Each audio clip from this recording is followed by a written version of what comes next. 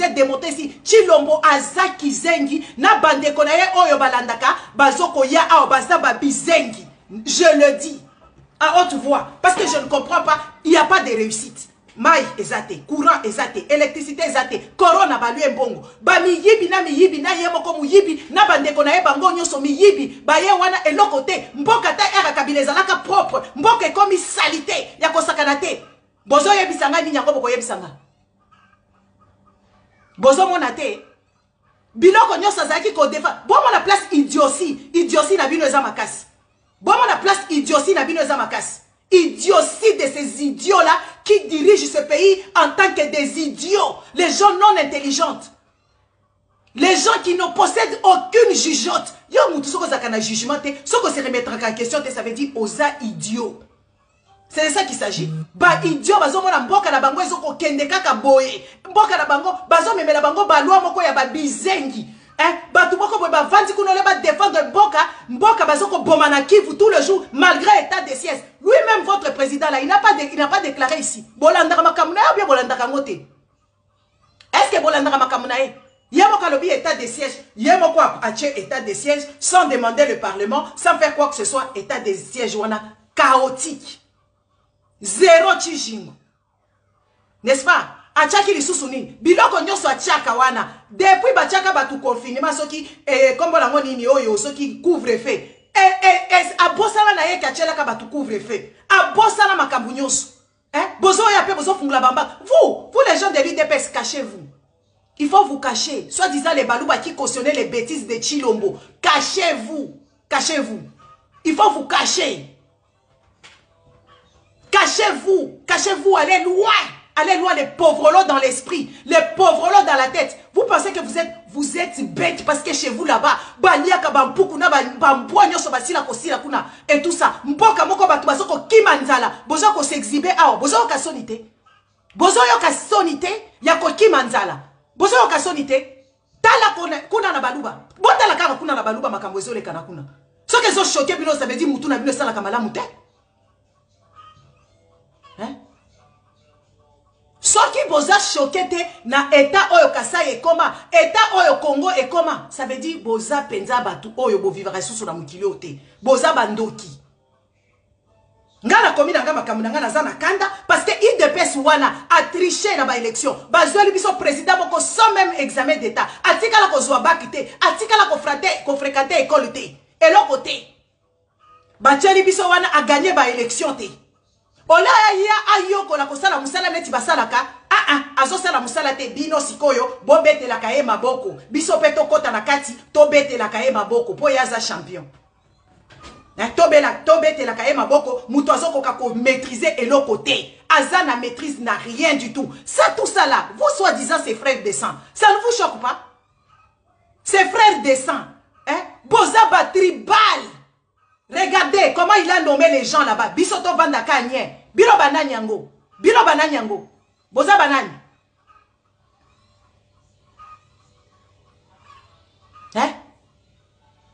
Boza banani bisoto bete la kabino maboko. To bete la kabiso maboko. To bandi ko bete la bino maboko. Po bino bozo sala makamboku tezo kokate. E pa na bino kutu bozo koka ko vanda te. Bozo koka ko bongisa te. Ko sala ta bilanga ya pamba boye bino sio ala te. Bino boyoki nzala bokimi. Boyoki nzala bokimi. Boke ko balisa bana mike ti bana ya ba 11 ans 12 ans. Boako balisa bango. Biso to bete la kabino maboko bozo tia via batu na danger. Chef na bino kamwena sapuba boma ye bokanga bambanga na bino ba mususu basalela ka papa Etienne Tshisekedi soki matanga bazati lelo na prison biso to yeka ka boye to bandi ko bete la bino maboko po bino boza baluba boza nul en tout cas nga na lobaka bato IDPS na benga ka baluba te baluba ba yaka koyaka awa nde biso to yaka koloba makamu na bino. Moi j'ai pas d'éthique moi je n'ai pas d'éthique, je ne suis pas journaliste. Moi, j'analyse. Je regarde vos faits et je vous vois comment est-ce que vous sautez comme des petits, des balles propres. Vous sautez. Batanga kombo Tshisekedi te. Mobutu botanga MPR awa. Bozaki koloboyoka ki bangwanzi ba yeko telemela bino ake wi botangi Mobutu. Erbo vandisi Joseph Kabila boloba kutu ba bêtise awa. Bon mona ki place oyo. Et puis bakaki ndala wana parce que baluba nyonso fo bakota na IDPS. Ndala boy kokota na IDPS yango bakangi ye. Bayaki koya awa ba brandi lisolo moko hors contexte. Il faut to yebisa bino. Ba bimisaki lisolo moko boy ba solo laki hors contexte. Bakadisaki Moïse akobengana Jacques Ndala. E ba moni ke Jacques Ndala aboyi masolo na bino yango bokangi ye. Yango bokangi bo kasi biso tozo ebate neti nga nazomona tout clair nga nazana clairvoyance boyo karaté nga na lobaka kezanga te mutu na lobaka nazana mutu ba clairvoyance nga za mona bilima bokeba bino bato ba IDPS ba tribalo batu moko bo ba tribal batu moko bo dire ba cha eloko mususu na kati ya cerveau na bino ba cha bino eloko mususu na cerveau ole bo réfléchir na temps commun bo réfléchir na makambu nyonso oyo ezolekana bino bolingi bo embarquer bino boko embarquer batu mususu boko embarquer batu nyonso tuté bato baza ko vanda na bino baza wana pona ba intérêt parce que Congola za muto ba intérêt bato ya bikolo mususu ba vanda na bino ba supporter bino te ba cautionner eza na présidence eza la buzoba po boza bato ba buzoba baluba akayi depes ndeba wana nazoloba o baluba bako se trouver la kati ya makambo yo je m'en fous sori boko zo ngona ndenge boko zo bomona nga na porte na binote voilà bozwa kaka parce que bino boza ba communautaire soki bazolo ba makambo ya IDPS boye ko telemela biso tokomola kaka baluba na baluba poso yo kasonité wana ezo la kisa déjà identité na bino ezo la kisa buzoba na bino ezo la kisa buzoba na bino makambo na bino wana boyaka muto alobelo côté boye biso bato ya baluba biso toza na besoin baluba te parce que baluba bazaba inutile na kati ya mboka wana de preuve ane ke pa na bino botongi te de preuve ane ke bokima kanzala de preuve ane ke bo abandona tala bane belé na frontière Angola tous les baluba tombola bango bazalaka na Joseph Kabila kaka tinanya ye allez basali permutation ba memi désordre na kati ya mboka wana ba memi désordre na kati ya mboka wana baluba boso ya bino il faut bo batama tomoni ba pasteur kama ya baluba ba boma ba nani ba la basi ya batu ba ya ba viola basi ya batu awa biso to ya koloba te parce que biso to banga kabino to banga bino na sens nini bwana nini yango boza na nini o bino boleki batu onyo so na Congo batu ba ya koloba te mutu saka tangi IDPS e komi za sagité ngala sengi bino ki sagesse na bino ngala sengi bino bo diagnostiquer ngai soki mutu azolo ba makambo busolo bo taxer folie be bino boye bia na poto soki kutu na kwe ya na lobi na koti dépression ba kozonga na lobi na komi na burnout na musala kutu ba kofuta nga salaire na ngai bien même. Vous savez, les hôpitaux ici, là, on habite, je paye pour ça. Vous avez compris? Soyez bazo, bino de babizengi, ovandi basapatu ya mabata, ovandi, ozana vite, yo moko kutu, ba mususu bazo koma bavanda kana Montréal, oko utala mwana moko ya pauvrolo, pauvre en esprit, pauvre en intelligence, pauvre en matériel, les pauvrolo là, tu sais qu'est-ce que tondi sali bumwana, na ba famille na ye, yo vandi ko beta jalelo, mboke za ko kufa. Mais tu sais que tu as zongi si kaka na makambo Joseph aza continuité kutu ya pire na makambo Joseph Kabila za ko sala te ba komi ko sala ngo ba yebisi bino ke mboka tala makambo ba opérateur économique wana bazo ko sala boye baza ko sala boye bisanga chilombo asimbi nini musala na ye alingazo a décision asololaka na ambassadeur abanga ka mundele yango akendaki ti na Washington akeko baluka kuna ba Trump aboy ko tala ye Trump aboy ko yamba ye aketi ko se incliner na cimetière ya un ambassadeur akenda ko se incliner kuna pona nini pona buzoba parce que ça comprendre que oui voilà soko za tricheur il faut ça la ke batuba lingayo soko za tricheur ata bakangi o gagner quelque chose boy bisanga ki tricherie wa Tshisekedi asali yango pona nini po akoma yemo ko a gagner vie parce que azala qui na vie boko calamiteux une personne qui vivait dans la précarité un monsieur précaire et toute sa famille des précaires commençant par son père précaire et tous des précaires. Famille des précaires qui n'ont jamais payé le loyer. Le papa là, il a quitté l'Air Zahirika. Il est resté éternellement dans la maison de l'Air Zahir. Des précaires. En intelligence précaire. Matériel précaire. Biso toyebi bango awat. Toyebi bango awat. Hein? Toyebi bango bazaba précaire. Biso sikoto landa batu moko boye. Qui n'avait même pas l'objectif. Qui n'avait même pas jamais rêvé. Rêver même de grandir. Boye bisaka ngai yawa. Oyo sala ni na Congo. Ngai na fungola entreprise. Na Congo. Avant mes 40 ans, j'avais déjà, à 36 ans, j'avais déjà l'entreprise au Congo avec des papiers bons et difformes. Bon, moi, je noté la vidéo. Pour ça, quand on a j'étais pensé sage. O sali kindumba na Kinshasa kuna. O lali soki na banani wana. Oyo kosakana na batwa ozo komape buzoba. Soki batangi IDPS tous les baluba oyo balandaka nye bandindi. Les baluba ni bandindi wana baye kolanda yo neti bandindi yo bazo landa nye. Baye ko finga yo bazo koloba buzoba. Les amis, ngai naza tala ngai naza mwasi na kati ya basi. Tout à sa place. Moi-même, je sais. Et je vous l'ai dit 3 doigts. Ok, ma colo girafe. Bila bon, on a beauté à girafe. Bon, si ma longue jambe est donnée à tout le monde. Dans la bataille olympique, dans la bataille, il y a un mannequin. Bon, qu'on se calme nanga wate. Bon, je fais ma photo nanga et qui toque au besoin de bon finger nanga nani. Bon, quand on finger ba maman na bino ba éduca bino madame ute. Et on a commis des pèses voyez wana pe. Bon bandi ko zo ba photo nanga, bon bandi ko ba buzoba. Bozo lo ba pe buzoba. Boza ta la solité.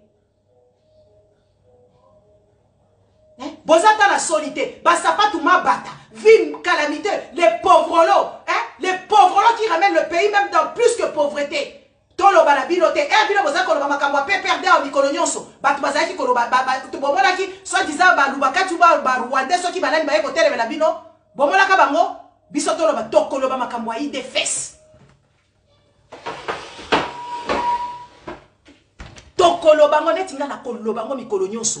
Mikolonyonso. Na kolobango ba kizengi mboka ezokende mboka bazo bongise côté corruption na corruption caisse de l'état bien aussi bomoni mboka o eza soki na combien de millions de personnes budget nango boza ko présenter biso il y a 3 milliards ozui ba décision na yo yomoko ozui ba décision ya kosala la biso kuna soki état de droit état de siège soki état de siège bozo bimisa ba makambu kaka ba slogan na kati ya binoko état de droit est-ce que droit ba kondana ka batu boy na droit ba ebisi bino état de droit ba kondana ka batu modèle wana état de siège wana calamiteux bazo ko kataka batu mikolonyoso mitu bazo ko kataka batu mikolonyoso mitu yo siko okendaka kozwa ka banani okendaka kozwa ka ba conseil et pas ya ambassadeur tala esprit ya ba pauvre o ezana bino esprit ya ba bizengi o ezana bino boliki kota boko tia mutu moko esclave te parce que bino moko esclave eza oba memaka ye bakomi ko diriger yo boko mema mutu moko esclave te bino bato aide fesi jamais boko mema mutu esclave te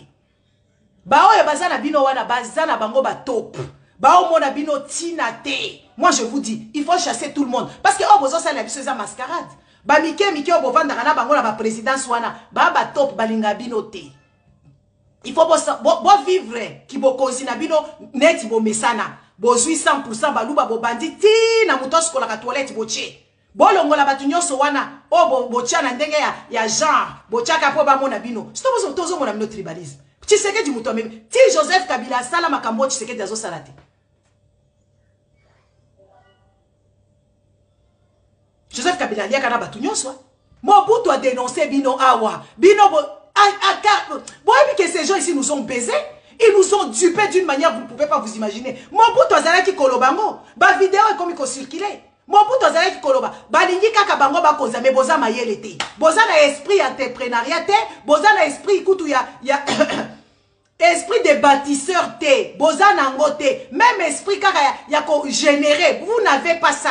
Pourquoi vous voulez toujours être quelque part? Quand vous êtes quelque part, c'est fiasco. Il faut qu'on vous dise des choses. Regardez l'UDPS là-bas. Vous avez combien de têtes de gens logiques? À part les voleurs. Combien de personnes qui sont sorties là-bas, na UDPS, à Yepenza, que oui, un bâtisseur qui est là. Soit disant, bino balouba bato UDPS. Boy, sanga bâtisseur ni nyazawana. Bino boyaka kaka na ba slogan ya pamba pamba. Biso toza supérieur. Botu na bino nanu papa na bino Tshisekedi wakufa. À l'exception diplôme na yazo kango mkoloni. Docteur, moi la naepe alandi kaka lokolo papa, abimaka soki marketeur, soki muto marketing. Aye biso. Biso to vanda kaka, batu moko boye ba inconscient, batu moko boye ba usurpateur, batu moko basala kaka usage faux et usage de faux de père en fils, biso to vanda to beta maboko, nga na ko beta te. Na ko beta te. Papa wana vivant au crochet de la République depuis Abanda. Depuis Abanda. Hein?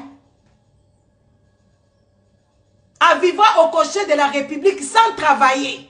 kwiti ya nzala ezalaki ye akomi komene mpe mwana bato Joseph Kabila o nakoligote ye nakomema ye bokende kokangela ngai nakofuta bino prime ye akomi nani nakofuta bino prime oyo bokokangela ngai ye atie rançon soki rançon boyokela nga bato bazoba bozokende kolanda soki banani bozokende kolanda soki banani bato moko boye babota bayebi kutu eloko bakoliesa bana te boza kobota bana boza kobota bato babota kaka boyebi kutu place bokologe bana na bino te après boke na baregion bato bosumbi na bamai boke kuna bosali badésordre bokomi kosala baparlement debout ya pamba avec des réflexions miteux des réflexions des idiots.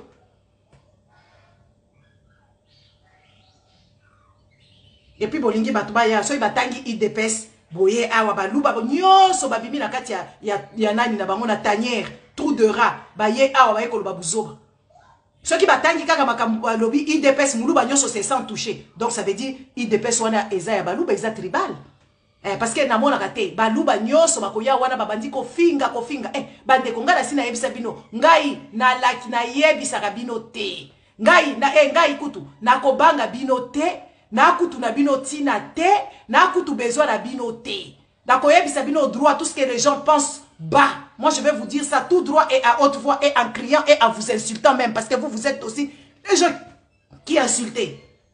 Vous avez le droit de parler. Hein? Vous avez le droit de parler. Vous avez le droit de parler, de venir, de dire tout ce que vous voulez. On voit des soi-disant, les petits peuples là, ceux qui, ils dépassent bazanga cerveau, wana, bazalaka ko vivre en tant que pauvre au jour d'aujourd'hui, bah comme ils koyi bambongo ya l'État, ils viennent nous donner des ordres. Genre, azako routier te aye, apakoli choko akadisi abongi. Kongo wana, eza ya bakoko na bino karate. Biso yoso toza na bakoko. Biso yoso toza nanu na bisika. Déjà bino boreni yaka soki biso to komi ko dénoncer que bokende ko tonge pa na bino parce que bana baza ko kufa nzala, bokende ko sala bilanga parce que bato baza ko kima nzala, bokomi ko loba biso toza bana. Banani batingamela ka ba région baninga. Banani o batingamela ka région baninga soki kaka bino te. Soki kaka bino te nde bino bokenda kaka pa ya bato. Est-ce que boye bisanga na Kasai kuna mutu nini si a occupa poste ata na ba gouvernement provincial? Katange nini to Mkongo nini to mutu abandundu to mutu aozair asi occupera Kasai kuna na Kasai bochaka Martin Fayulu abolobi soki akeko sala kuna soki nini wana bokosala soki eloko nini soki nani oyo soki nini oyo binote il faut vous se cacher parce que vous avez échoué lamentablement. Vous avez échoué lamentablement. Même les petites choses parce que l'hygiène en général tous les à part les gens qui sont nés les gens qui sont nés ailleurs leurs parents étaient venus ailleurs et ils connaissent un peu l'ordre d'hygiène. Baluba oba uta Kasai ba yebi hygiène te yango momoni Kinshasa komi na modèle wana bomona ki ramata tamponyo bomona ki ramata tamponyo les baluba ce sont des personnes désordonnées désorientées bango ba vanda na bango kaka ba vanda si to ba uta ka penza Kasai wana batikala ko sala transit na ba région mususu te batikala ko yoko le loko te bandeko fato yebisa bino vérité totale bino droit dans les yeux on vous dise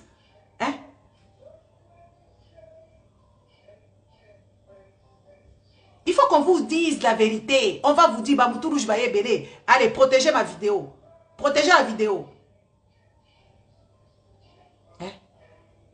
Bango bazako yiba ba million bazo doser, bana ba congolais bazo kufanzala kuna bazo doser, ngana doser na doser te kutu na oya méchant.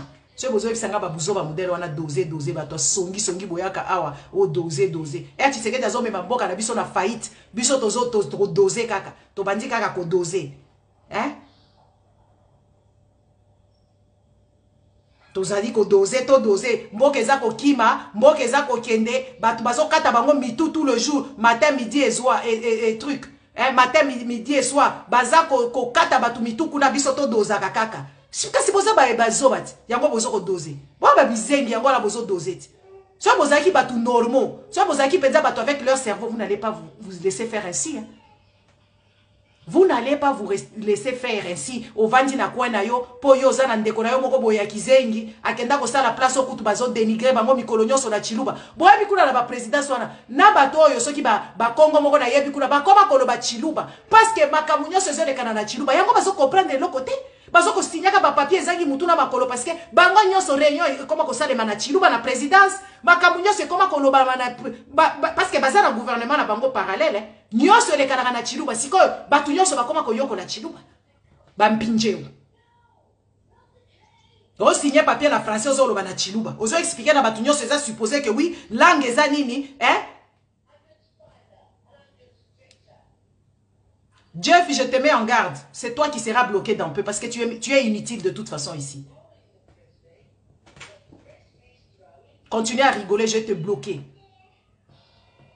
Hein? Batumoko boy, inconscience. Inconscience terrible. Terrible parce que vous n'avez pas eu de gens. Vous n'avez pas eu un père bien. Vous avez eu un père dictateur. C'est pour ça que vous nous montrez ce que vous avez appris. Vous nous montrez seulement ce que vous avez appris. C'est qu'on ne donne seulement ce qu'on a réussi. Et ce qu'on a reçu. On ne donne seulement ce qu'on a reçu. Et vous, vous avez été des personnes dictées. Des personnes maltraitées par Papa Tshisekedi. Yango boye sikoyo. Bozota la exemple. Oh ya tika la ko pesa bino héritage naye. Ya koyaka ko dicté batwawa. Bokadisi biso nyonso pe to ko kota kana makambwana. To bandi sikoyo. Ko vivre na kati ya salité wana ya buzoba. Un président qui prend ses propres décisions. Qui dit des choses horribles, il n'est jamais là au bon moment, il ne connaît pas les histoires qui se passent dans le pays, il ne comprend même pas, quand il part, même quand il vit là-bas, tu sais qu'il n'a même pas ces casaques-là de président. Lui, il veut vivre pour lui la vie. Bino bandeko, la boye bisaye ke yo, oza chifo ebetika, ozo kokelo kote, vietika, bozo yebisa vie na bino wana mabundiski, soki matamaski, bozo yebisa ye teke oui, oza mayele te tika musala oyo, ozo bomamboka, ozo continuer kutu pire que Joseph Kabila.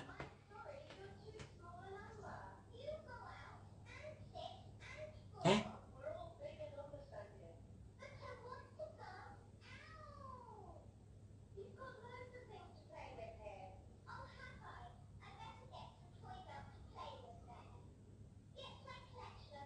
Tala salité place bato bavandi na Kinshasa, tala salité. Tala salité. Président vandra na ville wana ba komi ko yembela ye. Ti ba komi ko pekisa sasu avanda na ye. Akendaki kuna humiliation. Un président quand il sort tout le jour, il y a même 3-4 personnes ba fingi yo. Tu sais que tu vas là vivre vie madame. Les Congolais ne l'aiment pas. Même vous même